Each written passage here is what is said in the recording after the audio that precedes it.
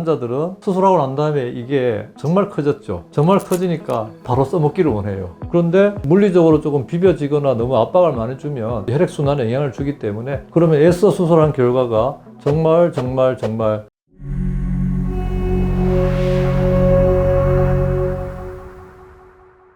안녕하세요. 남근을 가장 잘 키운 의사 강남 멤포스 비뇨기과 조창근 원장입니다.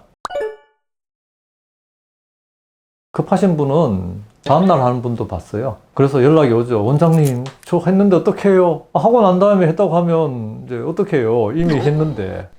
남자들은 수술하고 난 다음에 이게 정말 커졌죠. 정말 커지니까 바로 써먹기를 원해요. 그리고 옆에 애인이라도 있으면 애인이 부추겨요. 그러면 남자는 참지 못하고 에잇 하고 해버리죠. 하고 난 다음에 저한테 겁이 나니까 연락을 주세요.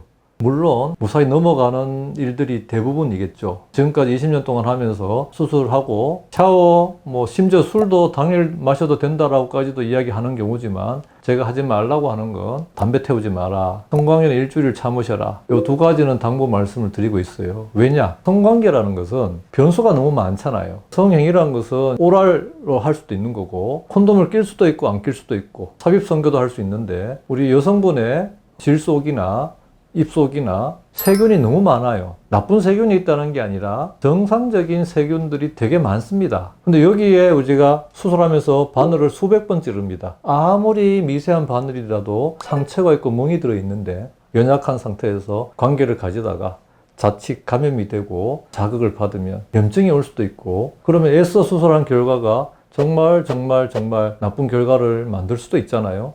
그래서 그냥 성관계만큼은 한 일주일 참으셔라, 이 정도 내용으로 안내를 하고 있습니다. 관계를 가질 때 확대 효과가 최대치가 되겠죠. 처음에 그 부어있는 효과를 가지고 관계를 가질 때 너무 꽉 차게 아주 커서 좋았다라고 하더라도, 한 달, 두 달 지났을 때 그 붓기 효과가 살짝이라도 줄어들면 마치 확대 효과가 사라졌다라고 느낄 정도니까, 저는 비교를 처음 수술할 때 그 제일 맥시멈 커졌을 때를 삼지는 마시라고 당부 말씀드리고 있어요. 그리고 왕왕 들은 이야기인데, 콘돔 끼기가 어려워졌다는 이야기를 좀 듣습니다. 콘돔이 안 들어간다라는 느낌을 가져보면 발기될 때 얼마나 커졌는가를 더 알 수가 있어요. 그 정도로 실질적으로 많이 커진 효과가 있는 수술이 되겠습니다. 뭔가 관계 가는 도중에 아프다, 불편하면 관계를 지속하지 말고 그냥 그 통증이 사라지거나 어떤 외부적인 변수가 생기면 저에게 시술하고 난 뒤에 오시거나 연락 주셔서 확인하는 게 좋죠. 자위행위 자체를 한다고 하면 사실 크게 무리는 없다라고 보긴 합니다. 그래도 아무래도 일주일 내에 뭔가 자위를 꼭 해야 될까 했을 때, 물리적으로 조금 비벼지거나 너무 압박을 많이 주면 아무래도 이제 혈액순환에 영향을 주기 때문에 좀 피하시는 게 좋죠. 관계 갖고 나서 뭔가가 이렇게 피가 나오거나 뭔가 통증이 따른다면, 이제 귀닥대 말고도 그런 일이 생길 때는 해면체 손상 같은 게 있을 수 있으니까 당연하게 가까운 비뇨기과를 찾아서 점검 받는 게 좋습니다. 이제 제가 그림을 좀 그리자면, 음경이라는 게 이렇게 돼 있으면, 이제 음경 해면체라는 공간이 따로 이렇게 폐쇄적인 공간으로 있습니다. 이건 고무 튜브 같습니다. 단단한 막으로 둘러싸여 있는 이 공간 안쪽에 있는 것이 바로 해면체입니다. 여기에 피가 차서 발기가 되는 거죠. 그러면 이 단단한 막이 그 압력을 견디는 거죠. 그런데 관계를 가질 때 이게 과격하게 해버리면 이 고무 튜브가 터져버릴 수가 있는 거죠. 그럼 발기 또 풀리고 문제가 생기는 일이 벌어지겠죠. 담배는 사실 태우지 않는 걸 권하죠. 담배를 태우면 혈액순환에 너무 영향을 주니까. 담배로 인해서 말초 혈액순환이 장애가 되면 귀두에 피가 제대로 공급이 안 되는 일이 벌어지고, 그로 인해서 필러가 들어간 점막 부위가 약간의 손상을 받아서 피딱지 같은 게 앉을 수도 있거든요. 특히 당뇨가 있거나 고혈압이 있거나 기존에 혈액순환이 나쁜 분들이 수술하고 담배까지 태워버리면 이런 일이 혹시나 생길 수 있기 때문에 일주일 이상 최소한으로 금연해 주십사, 이렇게 안내를 하고 있습니다.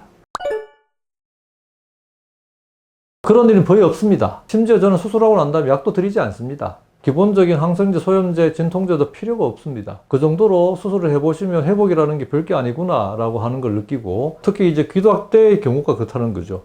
귀도학대 같은 경우는 특별한 약도 드리지 않고 수술하고 여기 상처 치료제인 후시딘 연고 정도만 바르라고 이야기할 뿐이죠. 음경을 하게 되면 여기에 따른 약도 쓰고 좀 붓기라든지 관리하는 게 필요하지만 기도학 때는 그 정도로 어떻게 보면 주의를 기울일 만한 조치가 없을 정도로 간편합니다. 그 정도로 안전성에 대해서는 자부하는 수술이 되겠습니다. 이런 시술 자체를 개발하고 지난 20년 동안 해온 의사는 감히 누가 있을까 모르겠습니다. 저는 이걸 특화시켜 왔고 몇 년에 한 번씩 모든 고객님들이 보충하러 왔을 때 피드백을 받고 또 개선하고자 기술적으로 계속 업그레이드 시켜왔고 제 노하우로 충분히 잘 파악하고 있는 기술적인 분야니까 다른 병원에서는 사실 이런 정보가 없으니까 쉽게 할 수 있다 이렇게 못하는 거 아니겠느냐 생각을 하고 있습니다.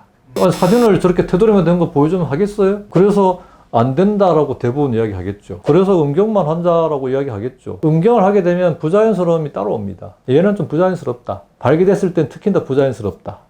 기도는 그런 면은 없다. 그리고 말씀드리잖아요. 돌이킬 수 있다고. 언제든지 전 녹여버리고 원상복 해드릴 자신을 가지고 있어요.